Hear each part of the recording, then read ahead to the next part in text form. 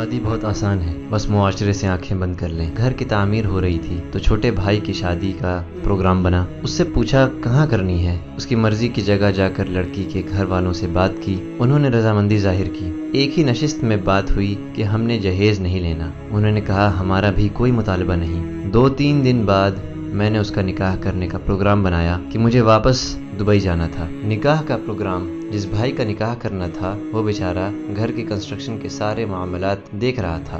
مغرب سے کوئی آدھا گھنٹہ پہلے میں کنسٹرکشن سائٹ پہ گیا تو وہ اینٹیں سیٹ کروا رہا تھا اگلے دن کے لیے۔ مجھے غصہ آیا کہ آدھے گھنٹے بعد اس کا نکاح ہے اور یہ یہاں پھر رہا ہے۔ بڑے بھائیوں کی طرح ڈانٹا تو پتہ چلا اس بیچارے کو کسی نے بتایا ہی نہیں تھا۔ گھر والوں نے سمجھا میں نے بتا دیا ہوگا اور میں سمجھا گھر والوں نے بتا دیا ہوگا۔ گھر کے قریب مسجد میں مغرب کی نماز پڑھی اور جو بندے نماز میں تھے انہی کو کہا کہ رک جائیں، ایک نکاح ہے۔ نکاح کے 8 ماہ بعد ولیمہ کیا۔ سادہ سا ولیمہ ہوا اور بس، نہ کسی رشتہ دار سے مشورہ کیا نہ کسی اور سیانے بندے سے۔ اخلاقی نتیجہ، لوگوں کی طرف سے اندھے اور بہرے ہو کر آسان زندگی جئیں، ورنہ ہمارے معاشرے میں لوگ مرنے والے کے گھر کھانا ٹھوستے ہوئے بھی نقص نکالنے سے باز نہیں آتے۔